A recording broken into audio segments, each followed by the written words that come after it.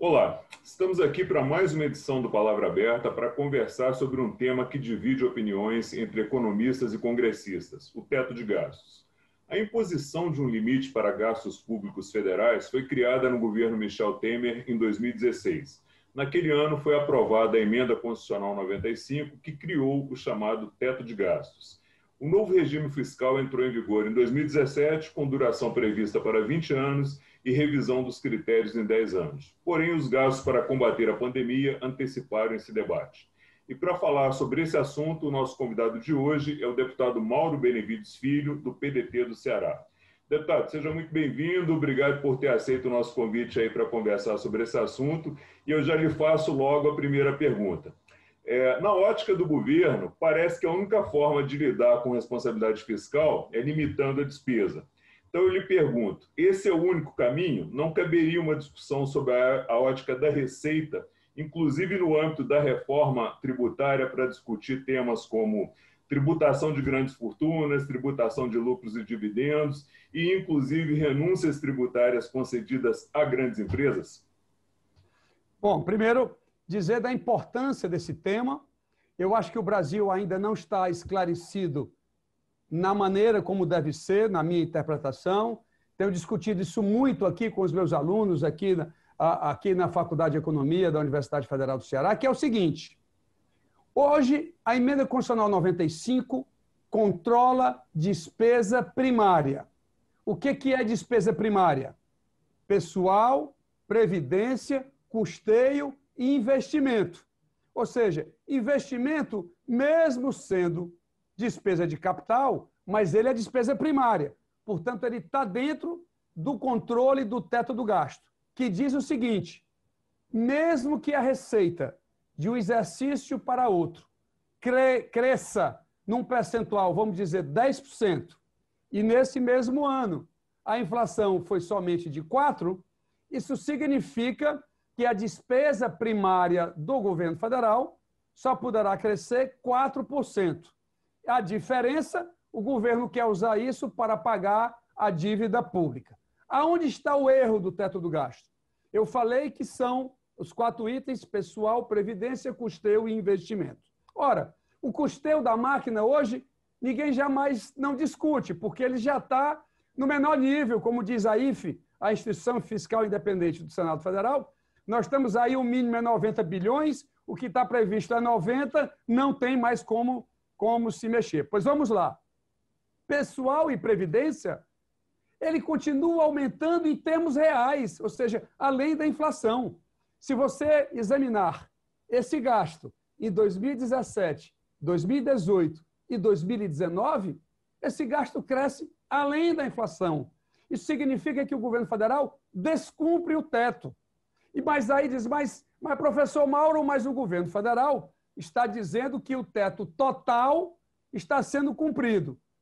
Como? Da seguinte maneira: o pessoal e previdência representa 85% da despesa obrigatória.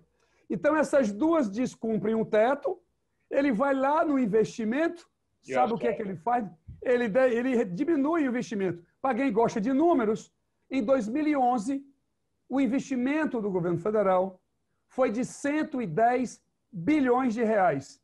Previsão para 2021 é 28, e não vou nem executar, mais ou menos 20 bilhões. Ou seja, o investimento em portos, em estradas, em aeroportos, na infraestrutura de telecomunicação, isso não está existindo mais no Brasil. Então, o governo diz para o povo, diz para o mercado financeiro que está cumprindo o teto, quando, na realidade, 85% da sua despesa descumpre o teto, ou seja, cresce além da variação da inflação, e aí vai lá no investimento, corta o investimento para poder aumentar gastos com o pessoal. Portanto, dos 12 países, para concluir essa primeira parte, dos 12 países que a minha equipe pesquisou, que instituiu o teto do gasto, nenhum com 20 anos, você controla a despesa corrente para fazer investimento, ou seja, gastar em despesa de capital.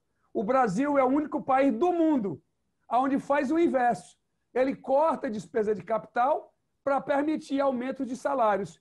eu não compreendo aonde está essa veemência, esse dogma que o Ministério da Economia está fazendo. Isso para o mercado financeiro é bom, porque para eles não interessa. O interesse é que o governo tenha um teto total, eles não estão preocupados com a alocação adequada dos recursos públicos para fazer a economia crescer. O que lhe interessa é que a dívida pública, os juros da dívida pública estejam sendo pagos, o que, aliás, não há limite para a dívida financeira no Brasil. Só há para a despesa primária.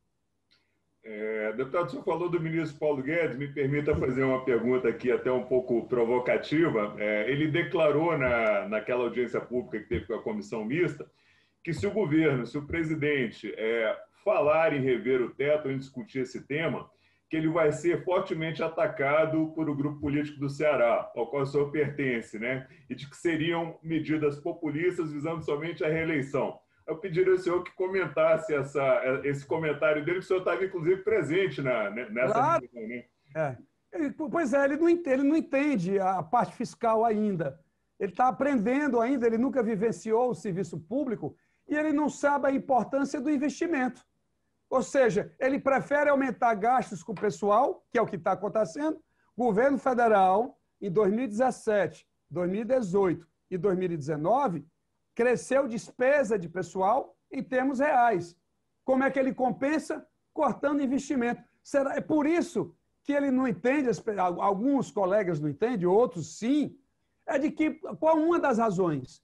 Porque o Brasil não cresce de maneira adequada, são por essas interpretações que não têm embasamento na teoria econômica, não tem embasamento, portanto, nos livros textos, não tem nenhuma parte do mundo aonde isso se apresenta. Você cortar a despesa de capital para permitir a elevação da despesa corrente, isso qualquer consulta a qualquer pessoa, independente do espectro ideológico, que muitas vezes esse meu companheiro, esse ministro, com quem tenho debatido inúmeras vezes, de vez em quando, inclusive, no Ministério da Economia, com a sua equipe, essas coisas precisam ser esclarecidas. Quer ver outra coisa? Ele diz que o orçamento da União tem que ser desvinculado. Ele esqueceu que educação e saúde não tem mais vinculação no governo federal, ele esqueceu disso. Apesar de ser obrigado a aplicar 18% em educação e 15% em saúde, a emenda do teto do gasto, ou seja, a emenda constitucional 95, suspendeu essa vinculação por 20 anos. E ele precisa saber que não tem mais.